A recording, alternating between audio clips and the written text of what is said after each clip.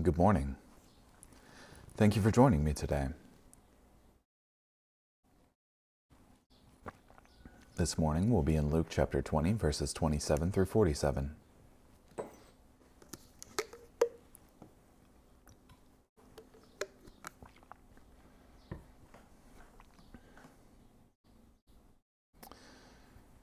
Now, some Sadducees, who contend that there is no resurrection, came to him.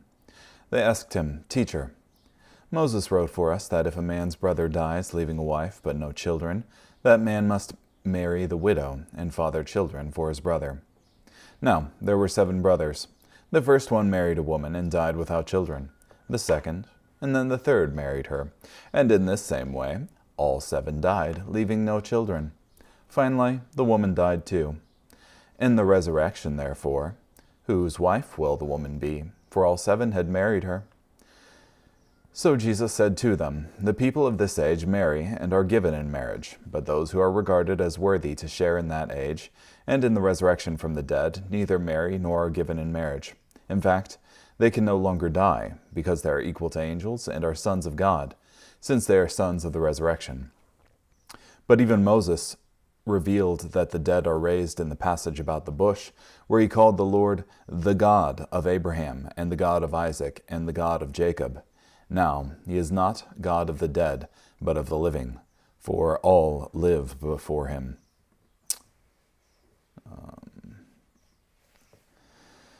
Then some of the experts in law answered, "Teacher, you have spoken well," for they did not dare any longer to ask him anything. But he said to them, "How is it that they say that the Christ is David's son?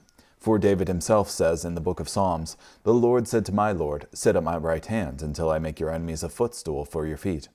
If David then calls him Lord, how can he be his son?"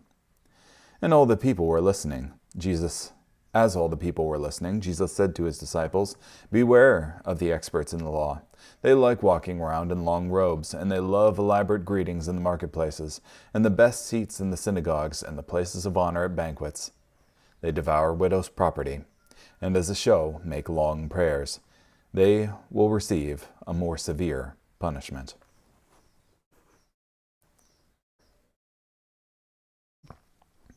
So continuing in the interrogation of Jesus here, after the Pharisees and the experts in law tried to trip up and trap Jesus and try to get him to say something about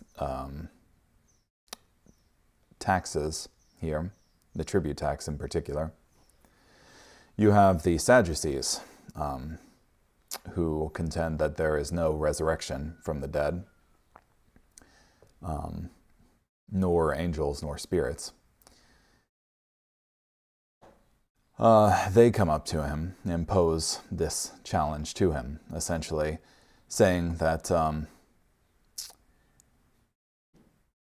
if there is a resurrection, then how is marriage supposed to work in this resurrection? Is there polygamy in heaven? Because in this case that they pose, there's this one woman, and she has 7 husbands lawfully. That is, each one died in turn, and she was allowed to remarry legally under the law. And so the Sadducees are essentially contending that it wouldn't make any sense for her to be polygamous in the age to come. So there is no resurrection.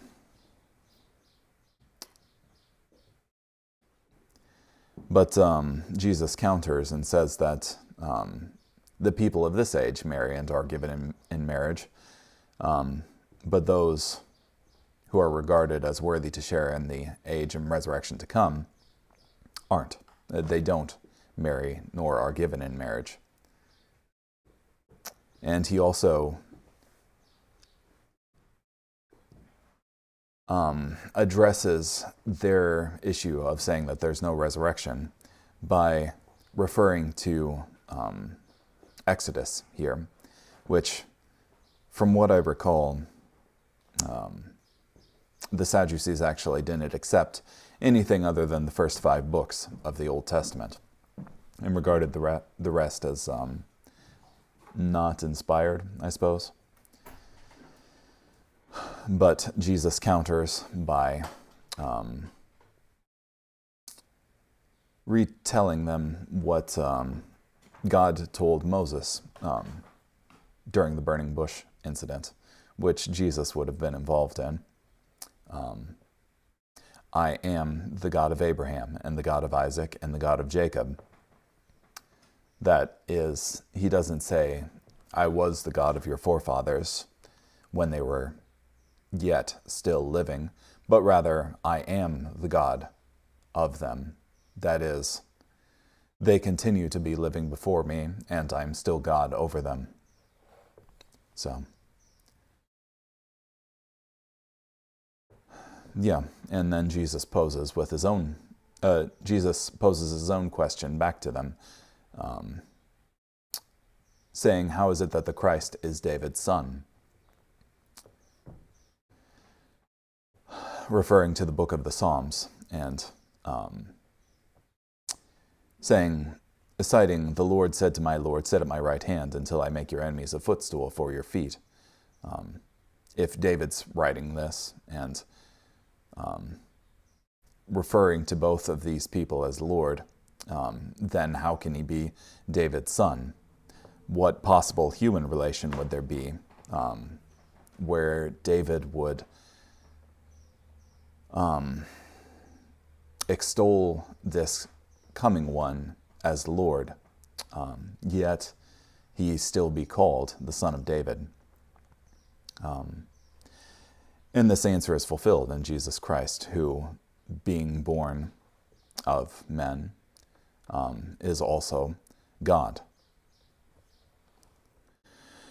And then you have Jesus further saying that to beware of the experts in the law. Like he said, beware earlier of the leaven of the scribes and Pharisees. That is the false teaching of these people. He had a lot to say regarding these hypocrites, these people who assumed this air of religious superiority over people, but were not rightfully religiously superior, but rather lacking in it. Hypocrites. So, good for us to examine our relationship with Jesus, examine if we really know him or not, and not fall into the same trap of these scribes and Pharisees who were practicing legalistic righteousness. Let's see what Guzik has to say. The Sadducees, who deny there is a resurrection. The Sadducees were the ancient version of the modern liberal theologians. They were anti-supernaturalistic, only accepting the first 5 books of Moses as authentic, and disregarding what was written in those books when it pleased them to do so. They did not believe in immortality, spirits, or angels. The name Sadducee came from the name of the priestly family Zadok, as in Ezekiel 44:15. It was something like saying the Zadokites. It was the priestly faction or party. They were the conservative, aristocratic, high priestly party, worldly minded, and very ready to cooperate with the Romans, which of course enabled them to maintain their privileged position. Now, there were 7 brothers. The Sadducees asked Jesus a hypothetical and ridiculous question, hoping to show that the idea of the resurrection was nonsense. Based on Deuteronomy 25:5-10, if a married man died childless, it was his brother's responsibility to impregnate his brother's widow and then count the child as the deceased husband's descendant. The Sadducees imagined elaborate circumstances along these lines and raised the question, therefore in the resurrection, whose wife does she become? The practice of a brother-in-law marrying the widow of his brother is known as levirate marriage. The term comes from the Latin lever, meaning brother-in-law. This is the specific idea in the question. Probably, this was one of the stock stories that they were in the habit of telling in order to cast ridicule upon the resurrection, from Spurgeon. Neither Mary or nor are given in marriage. First, Jesus reminded them that life in the resurrection is quite different from this life. It does not merely continue this world and its arrangements, but it is life of a completely different order. This passage has made many wonder if marriage relationships will exist in heaven, or if those who are husband and wife on earth will have no special relationship in heaven. We are not told enough about life in the world beyond to answer in great detail, but we can understand a few principles. Family relationships will still be known in life in the world beyond. The rich man describes in the afterlife, in that story with Lazarus, was aware of his family relationships. The glory of heaven will be a relationship and connection with God that surpasses anything else, including present family relationships. If it seems that life and resurrection that Jesus spoke of here does not include some of the pleasures of life we know on earth, it is only because the enjoyments and satisfactions of heaven far surpass what we know on earth. We can't be completely certain what life and glory beyond will be like, but we can know with certainty that no one will be disappointed with the arrangements. Yeah.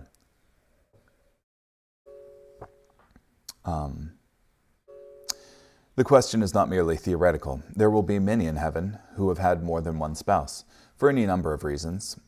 Jesus here told us that jealousy and exclusion will have no place in heaven. This biblical understanding of heaven is dramatically different from the more sensual dreams of heaven, such as those found in Islamic and Mormon theology. Muhammad, as he professed that himself had a special license given him by God, to whom what woman he would, and to put them away when he would, so he promised to all his votaries and adherents the like carnal pleasures at the resurrection. From Trap. Yeah. It's written in the Quran itself there concerning the carnal pleasures that are allowed a person in heaven, a devout Muslim, rather, in heaven. But it reminds me of this piece by C.S. Lewis where he was addressing the idea of, so will there not be any sex in heaven? That sounds like a terrible place. But he compared it to the life of a child, like a small boy whose greatest knowledge of pleasure is eating chocolate, and asking essentially about sexual relations. Does one eat chocolate while performing this? And couldn't imagine a pleasure greater than what he already knows. The analogy being essentially that we are only aware of the pleasures of this life and aren't aware of the pleasures of the next. God is our creator. He knows what's best for us. He created these pleasures for us to begin with. So he certainly understands us, and all of our needs will be accounted for. Nor can they die any more, for they are equal to the angels and are sons of God, being sons of the resurrection. Second, Jesus reminded us that life in heaven is eternal and shares some characteristics of the existence that angels now experience, though they will be even greater than angels, being called sons of God and sons of the resurrection. These are titles not given to angelic beings in the New Testament. If there is no death in the life to come, there is no need for procreation. The most obvious point must not be neglected. Jesus told the Sadducees that angels were real. In fact, Jesus' use of angels contains a double thrust, since the Sadducees denied their existence. I am the God of Abraham, the God of Isaac, and the God of Jacob. Jesus demonstrated the reality of the resurrection using only the Torah, the 5 books of Moses, which were the only books the Sadducees accepted as authoritative. If Abraham, Isaac, and Jacob did not live on in the resurrection, then God could not say that he is the God of Abraham, and would instead say, I was the God of Abraham. This emphatically tells us that those departed from this life in the Lord live. They live personally. They are still individuals in the life to come. They are mentioned by their names. They are known and not anonymous. They are free from all sorrow, never to die, and to live as sons of God. They are not lost. We know where they are, and they also know. Yeah. It's not as though they become one with the cosmos. They are still personal individual beings and known personally by God.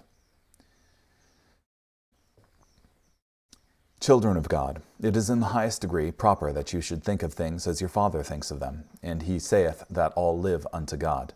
Let us correct our phraseology by that of Scripture, and speak of departed saints as inspiration speaks of them. In our family we shall number brothers and sisters and friends whose bodies lie in the churchyard, and shall speak of those who have crossed the border and passed within the veil as still our own, from Spurgeon. Yeah. And I think it highlights, too, when Jesus says that God is the God of Abraham, Isaac, and Jacob, that Scripture is not frivolous with its words. When it says, when God speaks, he means it, and doesn't use the crutches of language that we so often employ. He is not the God of the dead, but of the living, for all live to him. This demonstrates that there is a resurrection and life beyond, despite what the unbelieving and doubting Sadducees thought and taught. Jesus answered well, and both his friends and enemies recognized it. A living God is the God of living men, and Abraham, Isaac, and Jacob are still alive. From Spurgeon. How can they say that the Christ is the son of David? When the scribes and Pharisees and Sadducees questioned Jesus, they tried to make him look bad or trap him. Jesus didn't do the same with his questions to them. Instead, he got to the heart of the matter. Do you really know who I am? Jesus tested their notion that they already knew all about the Messiah. He asked them to consider that they may not know everything about the Messiah and may have something to learn. Therefore, David calls him Lord. How is he then his son? Quoting Psalm 110, verse 1, Jesus noted that King David called the Messiah his Lord. This means that the Messiah is not only the son of David, a popular messianic title, he is also the Lord of David. As Revelation 22, verse 16 says, he is both the root and offspring of David. And then concerning the warning about the hypocrisy of the scribes. They desired to go around in long robes. The scribes were men of leisure, who watched while others worked. They loved greetings. They demanded recognition from others for their standing with God. The best seats. They demanded the special benefits of status and privilege. But they devour widows' houses. Perhaps the scribes pretended to help the widows, and instead used their position of trust to take from them. Perhaps they received gifts from well-meaning widows and mismanaged them. Perhaps they solicited gifts from widows with false promises. In that day, a Jewish teacher could not be paid for teaching, but he could receive gifts. Apparently, many scribes used flattery and manipulation to get big gifts from those who could least afford to give them, such as widows. Yeah, which is not different from today with the prosperity preachers who use flowery language and connive people out of their money. Widows. Many Jews of Jesus' day taught that teachers were to be respected almost as God. They said that they deserved more honor and respect than any other person in life did. They taught that the greatest act someone could do is give money to a teacher. Of course, it was the teachers themselves who taught this. And for a pretense, they make long prayers. The scribes thought they were more spiritual because of their long prayers. But Morgan rightly said that when a man is away from his wife and the journey is short, the letters are short. But the farther he is from his wife, the longer the letters become. Morgan said that some people must be a long way from God because their prayers are so long. These will receive greater condemnation. The scribes represent a complete contrast to the picture of how a disciple should live. As a servant, as a child, as one carrying a cross. Jesus said we should notice what they do as well as what they say, and especially that we should notice their destiny. The scribes were experts at projecting a religious image, but a religious image before men isn't what God looks for in us. God is concerned about our religious reality, not the image. Yeah. God does not see the same way people see. People look at the outside of a person, but the Lord looks at the heart. Psalm 89, verses 14 through 37. Equity and justice are the foundation of your throne. Loyal love and faithfulness characterize your rule. How blessed are the people who worship you, O Lord. They experience your favor. They rejoice in your name all day long and are vindicated by your justice. For you give them splendor and strength. By your favor we are victorious. For our shield belongs to the Lord, our King to the Holy One of Israel. Then you spoke through a vision to your faithful followers and said, I have energized a warrior. I have raised up a young man from the people. I have discovered David, my servant. With my holy oil I have anointed him as king. My hand will support him, and my arm will strengthen him. No enemy will be able to exact tribute from him. A violent oppressor will not be able to humiliate him.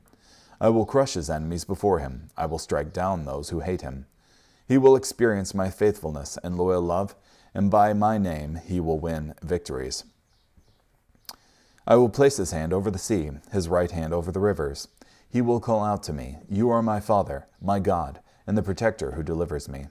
I will appoint him to be my firstborn son, the most exalted of the earth's kings. I will always extend my loyal love to him, and my covenant with him is secure. I will give him an eternal dynasty, and make his throne as enduring as the skies above. If his sons reject my law and disobey my regulations, if they break my rules and do not keep my commandments, I will punish their rebellion by beating them with a club, their sin by inflicting them with bruises. But I will not remove my loyal love from him, nor be unfaithful to my promise. I will not break my covenant or go back on what I promised. Once and for all I have vowed, by my own holiness, I will never deceive David. His dynasty will last forever. His throne will endure before me like the sun. It will remain stable like the moon. His throne will endure like the skies.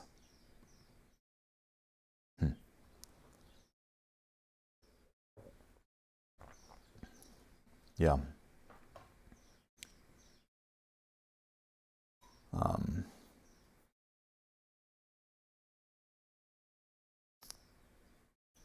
So this is written by Ethan the Ezrahite in Solomon's court. So it's written after the death of David, or at least in his waning years. But all of this language is I will, and like his throne will last before me forever.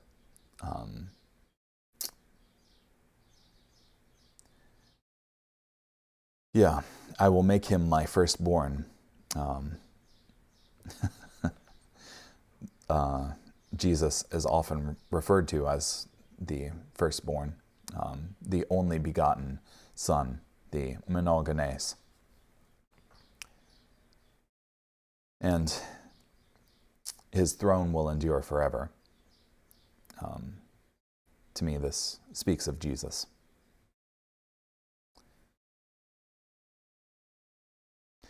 And finally, Proverbs chapter 13, verses 17 through 19.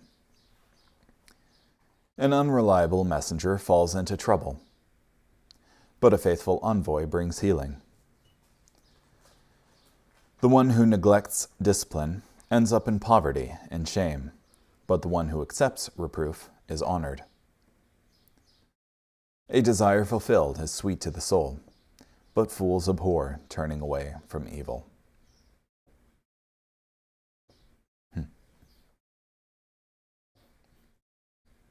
A wicked messenger falls into trouble. It could be often said that the wicked person falls into trouble, but this is even more so of the messenger, who has the responsibility to relay the message. This is a warning to those who are or wish to be messengers of God's truth. The messenger is an example of a person charged with a serious responsibility. Those who are reliable and are appropriately rewarded, but those who are not soon find themselves in serious trouble. The professional courier had to be courageous and bold, and his training must have included the study of military strategy and tactics. They also enjoyed an extraordinary status that entitled them to privileged treatment. Their names are amongst those of the very few names of officials which have come down to us in the literature. They were authorized to speak in the I style of the client. A faithful ambassador brings health. An ambassador is a special kind of messenger, and those who are faithful in that duty bring goodness to others and to themselves. This is a blessing for those who are, or wish to be, ambassadors of God. Yeah. And that's what's entailed, I think, by the term apostles, those who are sent, just as we, too, are sent and act as ambassadors for God. Poverty and shame will come to him who disdains correction. We all make mistakes, but the man or woman who cannot be corrected will remain in their mistakes and never learn from them. This often leads to poverty and shame. He who regards a rebuke will be honored. A rebuke never feels good, but when we properly regard it and learn from it, we will not repeat the same mistakes over and over. This leads to honor in this life and the life to come. But a desire accomplished is sweet to the soul, but it is an abomination to fools to depart from evil. When our desires are fulfilled, especially when they are accomplished through hard work, discipline, and sacrifice, this is sweet to the soul and brings great life satisfaction. But it is an abomination to fools to depart from evil. The fool is so in love with his or her evil that they regard it as a terrible thing to depart from that evil. This shows that evil and folly are not surface problems. They are bound up deep within a person's being. Yeah. Holiness makes heaven. Sin makes hell. So which place are the ungodly suited for? Hating holiness means that you are fit for hell. From Bridges. Anyhow, thank you so much for joining me today. Hope you have a great day. Bye.